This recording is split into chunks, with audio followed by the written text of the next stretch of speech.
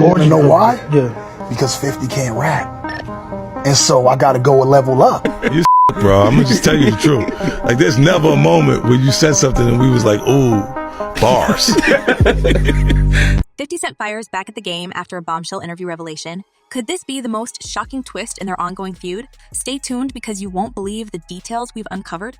Hi everyone and welcome back to Celeb Live Channel. In today's drama, packed episode, we're diving deep into the escalating conflict between 50 Cent and the game. After the game's recent jaw-dropping appearance on a podcast, 50 Cent wasn't going to stay silent. From shocking offers involving millions to alleged ghostwriting, the gloves are off and the tea is hot. So if you've been craving the latest scoop on these rap legends, you've come to the right place. All right, so let's shift gears to 50 Cent. The man recently unleashed a whirlwind of harsh comments against the game. Why? Well, rewind to 2005. That's when 50 Cent kicked the game out of G Unit. Yep, ever since then, the two have been throwing disses like it's going out of style. But trust, this isn't just another petty rap beef. It's a full-fledged soap opera that has the whole rap world glued to their seats. I guess what had happened was Game had done an interview saying that whoever 50 has beef with, he doesn't necessarily have beef with himself. We mean, can you believe it? Over 100 diss records between the two? This feud has turned into the days of our lives of the hip-hop world. What started as a minor squabble in 2005 has become a titanic showdown that's got everybody taking sides. If you've been snoozing on this, wake up. This beef is setting the rap game on fire. Now, the origin story. The beef kicked off back when G Unit, led by 50 Cent, made the call to swap the massacre for the game's The Documentary. Like trading a Ford for a Ferrari, our friends. It wasn't just about the albums. It was about marking territories and drawing lines in the sand. Fast. Forward almost 2 decades, and those lines have turned into trenches. Hold on, though, because the plot gets even thicker. Remember the days when the West Coast ruled the rap game? Well, those days are long gone, but the power struggle is still very real. Just like how the West Coast scene has seen a dip, so have the egos involved in this feud all adding fuel to the fire? Yep. I'll tell you the poison in that was Jimmy Henchman. Do you think that was Jimmy Henchman never liked Chris Lighty. Now, you might be thinking this is just a clash of titans, but Guns Tony went on Vlad TV and told us there's a puppet master behind the scenes. And that puppet master is none other than Jimmy Henchman. This isn't just about rap. This is a power play that extends beyond the stage and into the back rooms of the music industry. I tell you, the poison in that was Jimmy Henchman. Jimmy Henchman never liked Chris Lighty. He never liked Chris Lighty, and there was always jealousy, and rest in peace to Chris Lighty, said Tony. See, Chris Lighty was the thorn in Jimmy's side, so he made sure to pull some strings and keep the fire between 50 Cent and the game burning. Ain't that something? If 50 is going to be a power in hip-hop at any moment from now, it's like 50 back, he got to be standing next to me. The game's unexpected visit to that radio station sure did throw gasoline on an already smoldering fire. He seemingly wanted to sidestep 50 Cent's confrontations, but boy, did it lead to an inferno. And we started to distance ourselves when we were recording Hater to Love It. That was one of the nights where we ain't really talked. Picture this. It's February 28th, 2005, and 50 Cent is on air with Flex, hyping up The Massacre. But things take a left turn when 50 cuts ties with the game on live radio, putting him on blast for not being loyal and hinting at a crack in the G-Unit fortress. It's wild because 50 was so convinced that the game was there to upstage his album release. He was like, why is he in nice? He's just trying to overshadow my record. Now, talk about a power move. 50 Cent turned up the heat by stating that he was the maestro behind The Documentary. Like, he took that album out of the shadows, and without him, it wouldn't be the hit it was. This was the moment that added another layer to the beef, making it juicier than ever. But the game! He wasn't about to be played. Sitting down with Timmy played. Sitting down with Tim Westwood that same year, he shot back, painting 50 Cent as the scared one in their showdown. He was straight up saying, everyone knows The Documentary was superior to The Massacre, and 50 couldn't handle it, so he gave me the boot. But the game didn't stop there. Oh no. He threw shade, hinting that 50 Cent was behaving like a jealous schoolgirl. I mean, can you even? And those comments about 50's ponytail and the skirt? That's pure gold. The game made it crystal clear. He was not here for 50's drama. With 50 Cent seemingly losing his touch, according to the game, and G-Unit's grip on the scene slipping, it seemed like a turning point. The game even had tracks to back it up. Remember 300 bars? Yeah, that was the game showing he could stand his ground. But 50, always one with a plan, revealed he was the hidden hand crafting some of the game's top tracks. He basically said, hey, I liked the guy enough to write for him. But here's the twist. Despite all the trash talk and the beef, 50 Cent said he didn't despise the game. A single comment from the game got under 50's skin, and that's where it all spiraled. Just imagine how different things would have been if they just sat down and talked it out. But hey, where's the drama in that The animosity between the game and 50 Cent didn't just stay in the confines of a recording booth or radio station. Oh no, it spilled out into the streets, quite literally.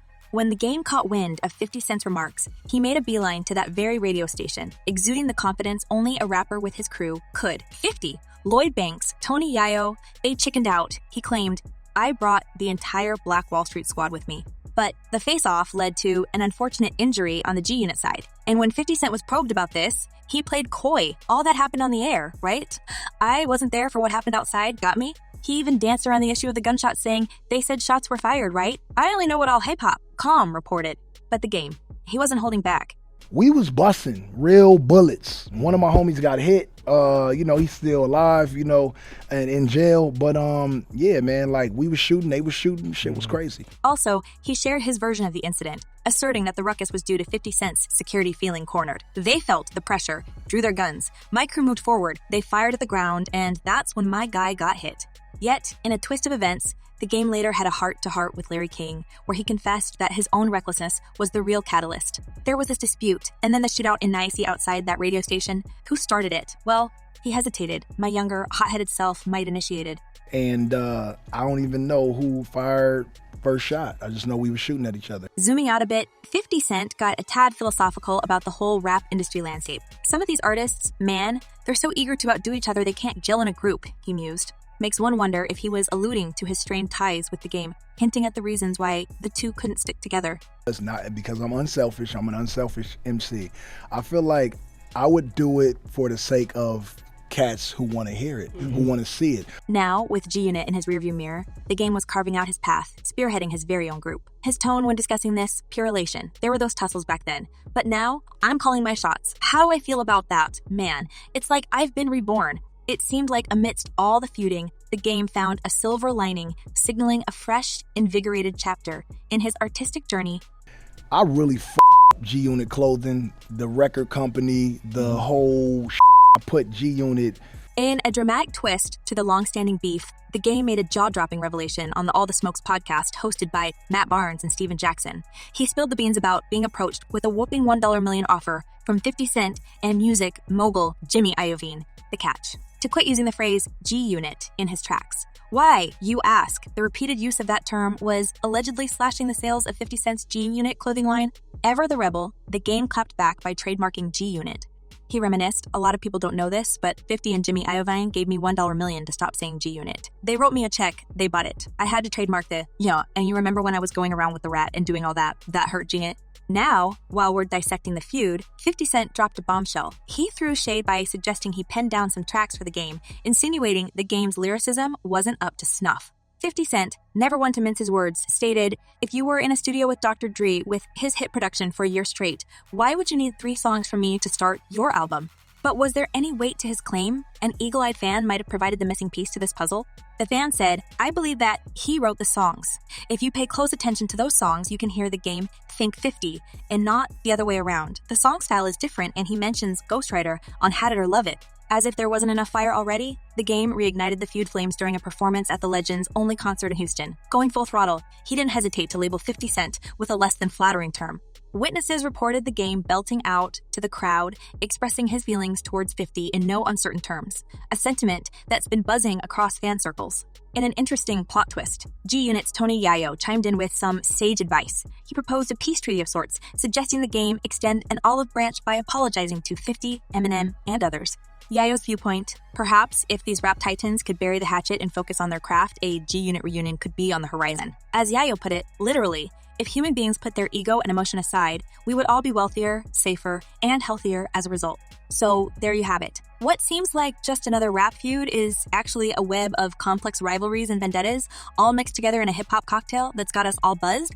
Trust, the saga between 50 Cent and the game is far from over, and the streets can't wait to hear what comes next. But now we want to hear from you. What's your take on this feud? Do you think the game should heed Tony Yayo's advice and mend fences with 50 Cent? Or is the rivalry far from over? Drop your thoughts in the comments section below. And if you've got any inside scoop or theories on the celeb clash, we're all ears. Thank you all for tuning in and joining us on this wild ride through the fascinating world of celebrity rumors. If you enjoyed this video, make sure to hit that subscribe button and smash that like button. Don't forget to turn on notifications so you never miss out on the latest updates. Until next time, stay curious, stay entertained, and keep those comments coming. Peace out.